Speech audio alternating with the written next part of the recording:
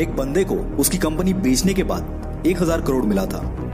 उसने वो सारा पैसा अलग अलग बिजनेस में लगा दिया और खुद रेंट से रहने लगा।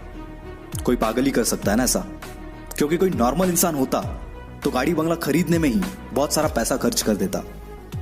यह पागल इंसान और कोई नहीं, इलॉन मस्क है, जो कि आज वर्ल्ड की कई लीडिंग कंपनीज का मालिक है और आज इसकी नेटवर्थ है 1,40,000 करोड़।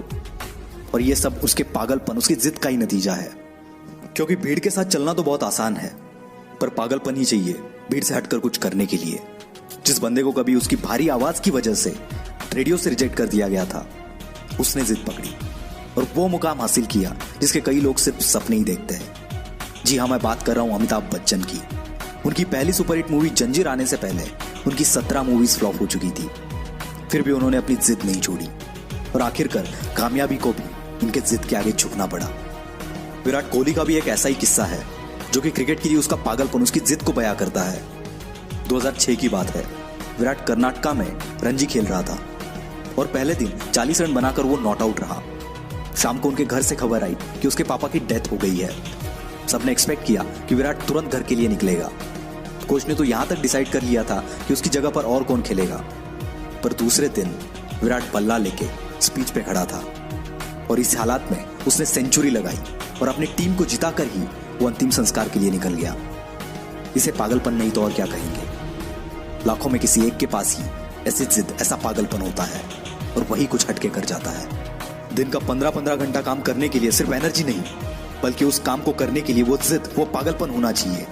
क्योंकि ऐसे जिद्दी, ऐसे पागल लोग परसेंटेज में नहीं, नंबर्स में होते हैं। ऐसी एक जिद और पागलपन से भरी हुई कहानी है दशरथ मांझी की, जो कि अपनी पत्नी को टाइम पर हॉस्पिटल ना पहुंचा पाए, क्योंकि उनके गांव से हॉस्पिटल के बीच एक बहुत बड़ा पहाड़ था और उसी वजह से उनकी पत्नी का देहांत हो गया।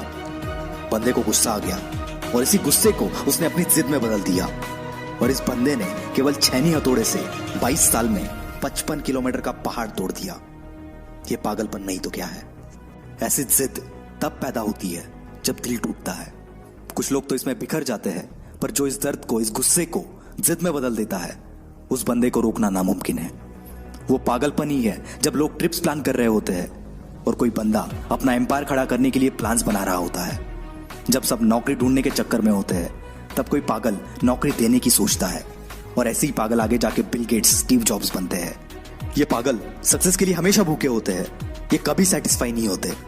यही पागलपन, यही जिद, ये ना तो इन्हें सोने देती है और ना ही रुकने देती है। एक जिद्दी इंसान कभी भी शांत नहीं बैठेगा, 1000 बार फेल होगा वो, पर उसकी जिद, उसका पागलपन उसे और एक बार ट्राई करने पर मजबूर करेगा। और ये तब तक मजबूर करेगा जब तक सफलता इसके सामने घुटने ना टेक दे। और यही पागल इंसान, यही जिद्दी इंसान इतिहास बना देता है। यकीन नहीं आता तो हिस्ट्री उठाकर देख लो, भला कौन बंदा 1000 बार फेल होने के बाद भी कोशिश करना नहीं छोड़ता। कोई पागल ही ना। और उसी कारण ये पागल जिद्दी इंसान दुनिया को रोशन कर देता है। जी हाँ, मैं बात कर रहा हूं थॉमस अल्वा एडिसन की। 65 साल का एक बंदा जिसे ऑलरेडी 1000 बार रिजेक्ट कर दिया गया था, फिर भी उसने अपनी जिद नहीं छोड़ी और KFC जैसी होटल्स की चेन खड़ी कर दी। जिस बंदे को अंग्रेजों ने उनके होटल में नहीं आने दिया, उस बंदे ने जिद पकड़ी और दुनिया का सबसे बड़ा होटल ताज बना दिया।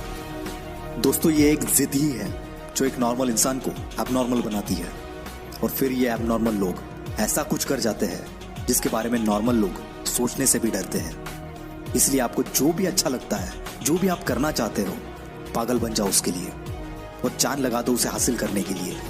क्योंकि जब तक ये जिद, ये पागलपन आपके अंदर नहीं आएगा, तब तक आप नॉर्मल ही रहोगे। और अगर नॉर्मल रह के ही मरना है तो ऐसे ही जियो, पर एबनॉर्मल बनना है तो जिद्दी और पागल बनना पड़ेगा। वीडियो अच्छा लगा तो ही लाइक करना, शेयर करना और हमसे जुड़ने के लिए नीचे वाले लाल बटन को दबाकर चैनल को सब्सक्राइब जरूर करना।